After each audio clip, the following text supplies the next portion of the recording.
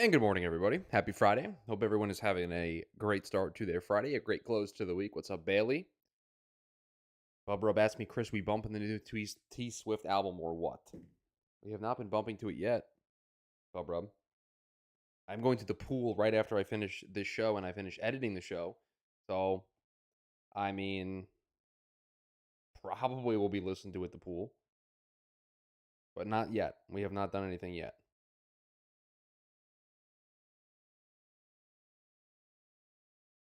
Might be the move. It's certainly going to be the move. It is certainly going to be the move.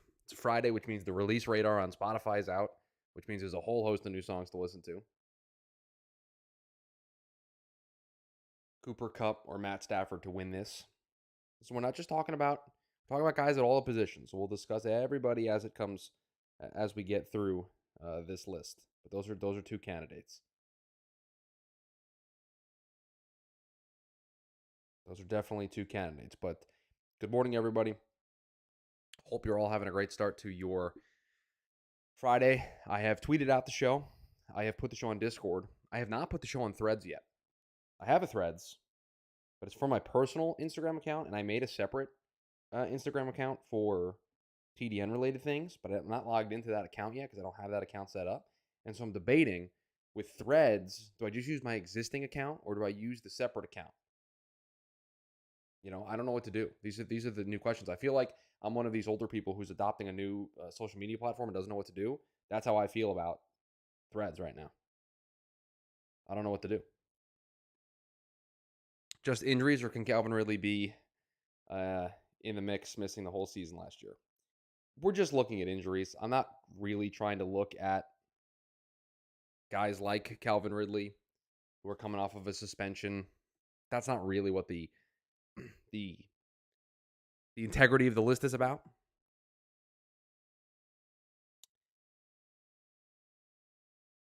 Bailey giving me his thoughts for the entire NFC North. I don't have one for every team, I'll tell you that much. I just have my list, which this reminds me, I need to open it up on my phone, the list that I put together. I just got chased by a dog on my mail route, pushing 4.4 40 time, I think. I have an unofficial 40 time that's been clocked. It was like a 5.3, I think. That was a couple years ago. It would probably be worse now. But all right, we'll get into this here. Morning, everybody. Hope everyone's having a great start to their Friday. Probably a shorter show today, closing out the week. We'll see. We'll see where the conversation takes us throughout the course of the podcast. But yeah, looking back at bouncing back from injuries, one player for all the positions on both offense and defense. So I have 1, 2, 3, 4, 5, 6, 7, 8, 9, 10. Overall, 2, 3, 4, 5, 6, 7, 8, 9, 10. So 10 total positions that we're discussing. Quarterback, running back, wide receiver, tight end, one offensive lineman, and then D end, edge is one group, D line, linebacker, corner, and safety are who we're discussing here today on the show. But let's get started, close out the week in style, and get into the weekend. Here we go. Let's get it going. And welcome in to the Friday edition of the TDN Daily podcast. Chris Schubert back with you here once again on the show. Hope you are all having a fantastic start to your Friday, a fantastic close to your week. We've got another fun one in store for you here today on the show. Today on the show, we are discussing injuries and players who suffered injuries in 2022 in line to bounce back. So our bounce back candidates from injuries for the 2023 season. We have 10 different position groups that we are looking at. We're going to have a player for each one of these position groups. And I will tell you, there are two of these position groups I have not put a name in yet. So where the crowdsourcing will begin when we get to those groups. But we've got a lot of candidates for these different positions. And we will start with one that I think has 3 very likely candidates for the 2023 season. And that is the quarterback position. You could pick Matthew Stafford. He was a very popular name in the pre-show when discussing Stafford, discussing quarterbacks and bounce back from injury. Stafford's name came up quite a bit. Jimmy Garoppolo was a name that I wrote down on my short list when discussing this. And then, obviously, I think the bigger one here, that being Lamar Jackson coming back from from injury, missing the tail end of the season the way that he did, getting the big contract. The expectations for the Ravens are really high. I think those are 3 big candidates to write down here for the bounce back from injury team in 2023. Look, you can pick any of them. But Bailey just made the comment in the chat. Jimmy G might be bouncing back next year, meaning we don't know if he's even going to play this year or what that's even going to look like. And I think that's fair. So I think you're looking at Lamar, you're looking at Matthew Stafford. I'll take Stafford because all reports at this juncture make it seem like he's healthy, make it seem like he's on track to being the starting quarterback for the Rams in 2023, and there not being any issue with him playing. We're hearing no whispers, no rumblings of any of that kind of stuff, any of that noise here at this stage. And Sportsnot asked in the chat, if Cooper Kupp and Stafford bounce back, what does the Rams' outlook look like for this season? Well, it's certainly better that if they have Stafford and Cooper Kupp healthy, because that's going to be the ticket to them being competitive at any of these games. I do still think their defense is one of the bottom groups in all of football. I know they have Aaron Donald, but outside of that, they don't have a whole lot of guys that are impactful. They've gone with this stars and scrubs mentality over the years, and now they've reached a point where they've got a lot of big dollar names concentrated among a few guys that the rest of their roster is just filled out with late round draft picks, undrafted free agents, guys that are just signed for very, very low contracts. Their defense is just not a whole lot to write home about. So while having Kupp and Stafford will allow them to, I think, be competitive in games, I still think they're going to have to score a ton of points in order to win on a weekly basis, because I don't think the defense is going to be very, very good in 2023. So does it change their outlook? Yeah, I think they're more competitive. I don't think they're a team that we're talking probably as a top 3 or 4 pick. They probably win enough games, but I don't know. I mean, they've got a great coach. If Stafford's healthy, they've got a great quarterback. If Cooper Kupp's healthy, they got one of the best wide receivers in football. And so you certainly think that by having those 3 guys all there, that they'll be able to find a way to win more games than maybe we want to give them credit for. So that would be my outlook on the Rams if Cooper Kupp and Matthew Stafford are healthy. I'll go Stafford. I know Bailey says that he would go Lamar. Rams likely to be worse, so less key moments or winning drives. That's fair. I just think, any of those guys are very likely candidates. Wide receiver, we just mentioned Cooper Kupp. I have Odell Beckham Jr. down here as well. There's kind of a theme here. We've been talking about some Rams and some Ravens players. I think Odell Beckham Jr. fits in here perfectly. Coming off of a major injury, tearing multiple ligaments in his knee in a Super Bowl, missing the entirety of the 2022 season, going into a situation where the expectations on him are super high. He is expected to be an impact player for the Baltimore Ravens in 2023. He's getting paid $15 million. I think with incentives, it can get up to $18 million. There is an expectation for Odell Beckham Jr. to be a major contributor for the Baltimore Ravens in 2023. So he's a candidate. We talked about Cooper Kupp. These two teams have kind of been a theme so far for us here when doing this show. But I would pick Odell Beckham Jr. as my wide receiver to bounce back from injury if we were putting together a team here. For running back, I put Breece Hall. I think the reason why you would do this is twofold, because one, I think the expectation is that he might be back a little bit sooner than we all anticipated, which would be a pleasant surprise. But two, you saw what he was before he got hurt, and if he's even able to get close to that, the Jets have a huge impact player to help Aaron Rodgers on offense. Now, I don't think he's going to be that player, but there's not a ton of other running backs that I think absolutely jump off the page as a huge candidate for this list. Maybe you put Javonte Williams down here for the Denver Broncos, but I don't even know when he's going to play either in 2023. So he would be the other candidate for this position as well. Sportsnet says Derrick Henry. Yes, you could put Derrick Henry in here. For me, the severity of the injury somewhat matters, right? And that might ultimately be a tiebreaker. But when I look at a guy like Breece Hall, who had major surgery, missed all this time, and is supposed to potentially miss sometime in the beginning of 2023, I look at Javonte Williams. What's losing an entire season? I think of all of the context surrounding an injury, kind of as a tiebreaker. When putting together this list. But yes, Derrick Henry certainly a name that we can invoke here as well. For tight end, I have Kyle Pitts. Again, not a super massive injury, but he did get hurt, missed the last couple weeks of the season with I'm pretty sure it was an MCL injury. So he's the guy that I wrote down here. I will tell you one of the positions that I didn't really have a huge slam dunk name that I loved when doing this list. So Kyle Pitts was my name there. And for offensive linemen, I got Garrett Bowles and Rashawn Slater, two guys that got hurt pretty early in the season, two guys that had to have surgery, two guys that are going to be very, very impactful for their team success in 2023. And so I kind of have two names down here. Garrett Bowles and Rashawn Slater were my two names on the offensive line for bounce back from injury in 2023. And again, two guys that when you look at their impact on their team, the severity of the injury, I think they make sense here for this list. We can flip over to the defensive side of the ball now, and this is where we're going to need some help here from the chat. But for D end and edge, I have Rashawn Gary down here, and Bailey mentioned him in the pre-show as the candidate for the Packers, and I don't know how you don't have him as your guy for the defensive end and the edge side of things. There's not a ton of other names that make a whole lot of sense, and he's a guy that is just a massive impact to the Green Bay Packers defense if he's healthy, and they're going to need him to be as they usher in this Jordan Love era and as they try to maybe kind of rebuild on the fly here. He's going to be a major impact, and we know what talent he has. So if he's able to hit the ground running in 2023, you talk about a bounce back candidate. He's a guy that can put up the statistics to warrant being on this list. Bailey just said it in the chat. Rashawn Gary is a legit defensive player of the year candidate when healthy, and I agree. And so he certainly fits the bill of what we're talking about here. Now, the two positions that I don't have names for that we can circle back on is defensive line and corner. So I'll let the YouTube chat kind of sit, marinate, think about that for a little bit. But defensive line and corner are the two positions that I don't have an immediate name written down here. So I'll go through the rest of the list, and we can then circle back to those two, and I can pull up some names here on the screen if we need to. But for linebacker, I have Shaq Leonard.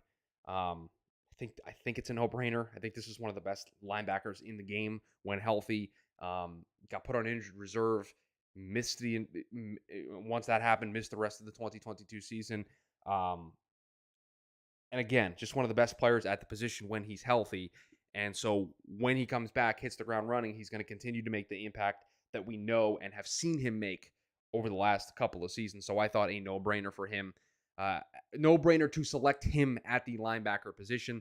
And then for safety, I have Jamal Adams down. We know the caliber of play that Jamal Adams could bring to the table, but has had injuries not just last year, but the last two seasons.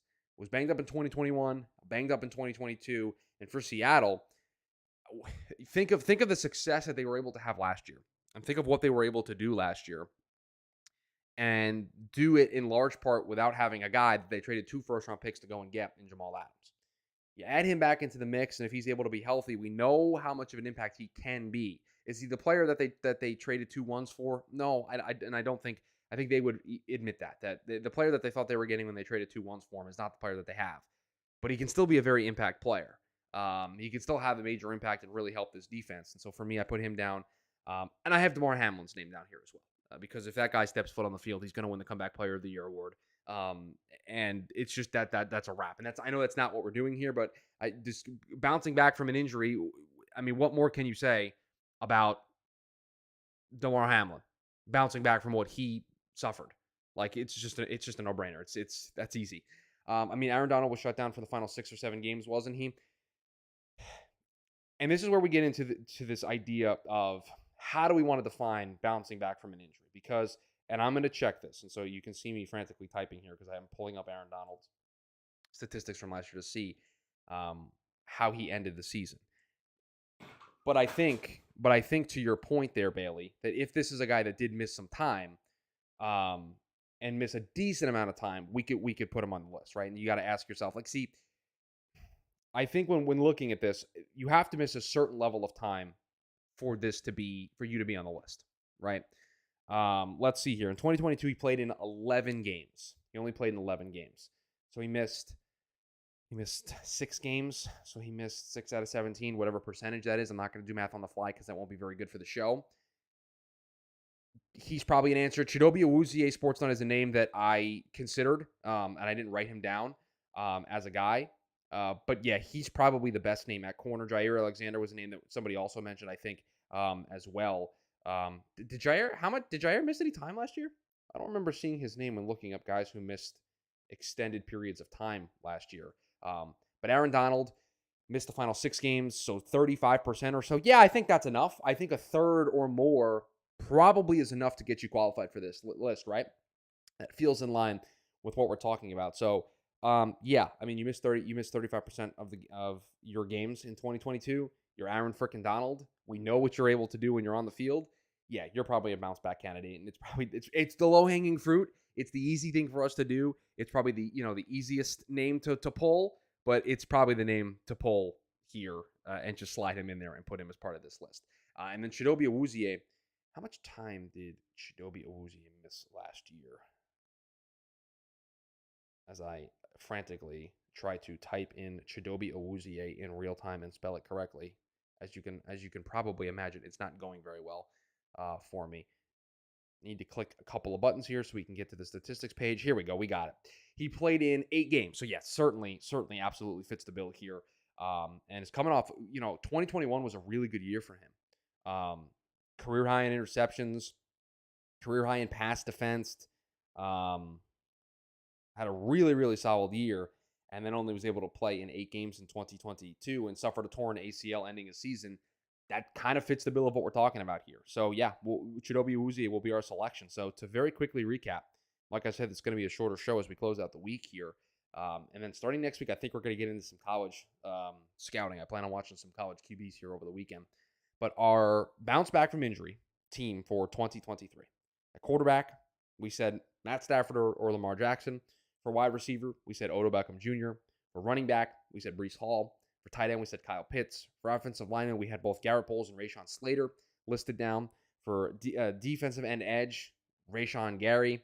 For defensive line, we have Aaron Donald. For linebacker, we have Shaq Leonard. For corner, we have Chidobe Awuzie. And for safety, we have Jamal Adams and Damar Hamlin. Those are our names that we put together here for our bouncing back from injury team in 2023. So thought that would be an interesting way to close out the week here as we move closer and closer and closer to the start of training camp, to the start of preseason football, which moves us ever so closer to the start of both the college and pro seasons, and cannot wait for us to be here doing this show each and every day throughout the college and pro season, discussing all of the storylines that occur each and every day on the show, and then the draft prep that will begin and will be a part of the show each and every week. So looking forward to it very, very much. But that is going to do it for us here on this week of shows. It is going to do it for us here on the Friday edition. We appreciate every single one of you being here.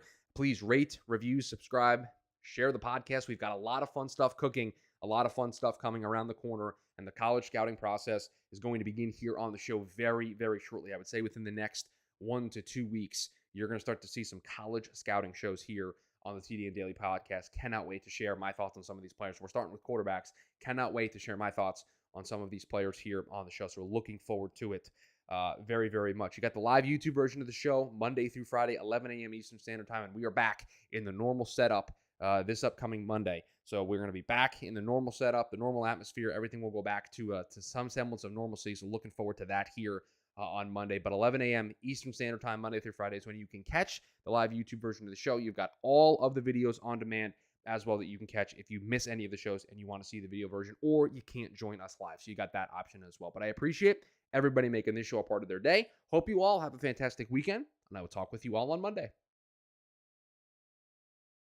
All right, into what is going to be a short post show, but another week in the books. Like I said, I think we're going to start. I don't know if it'll be Monday show. I'm kind of aiming for it to be Monday show to start looking at some of these college quarterbacks and to have my list here. The problem is I just don't. I ultimately want to do a top 10 list, and so the question that I have to ask myself is, can I get through 10 plus guys from a scouting perspective in time to be able to put together a list? And do I want to do, 1 through 5, 6 through 10? We're going to workshop it, but that's certainly the plan for us to have that on Monday. Bailey says, good show, Chris. Going to head off, but we'll have my QB thoughts collected for Monday. Appreciate it, Bailey. Looking forward to talking to you. But yeah, that's currently the tentative plan. Again, if anything major from a breaking news perspective happens, we'll pivot and we'll change. It's just been really slow in that regard. So we've just been able to kind of do these deep dives and thought exercises and kind of evergreen type shows. So what was Breece Hall's tweet about? Sports, and I have no idea. I have no idea what was he taking notes? I don't know what he would be taking notes about, but that's what I thought he was doing, was taking notes. But he doesn't. I mean, what could he possibly? What could it possibly be about? Is he making a list of all the people who are doubting him? I have no idea. I could not even begin to fathom what this could be about. We'll see. They got to work on Aaron Rodgers, and they got to work on Aaron Rodgers' new contract, and they got to work on the Quinn Williams contract extension. Those are the two things that are my priority as a Jets fan right now, not Brees Hall tweets here in 2023. But all right, guys, that's going to do it. Hope you all have a fantastic weekend. Hope you enjoy whatever you're doing. We're back on Monday. Again, tentative plan, talking about some QBs ahead of the 2024 draft. That's the early plan for the week, and I'll let you know if anything changes. But hope you all have a good weekend, and I will talk to you all on Monday.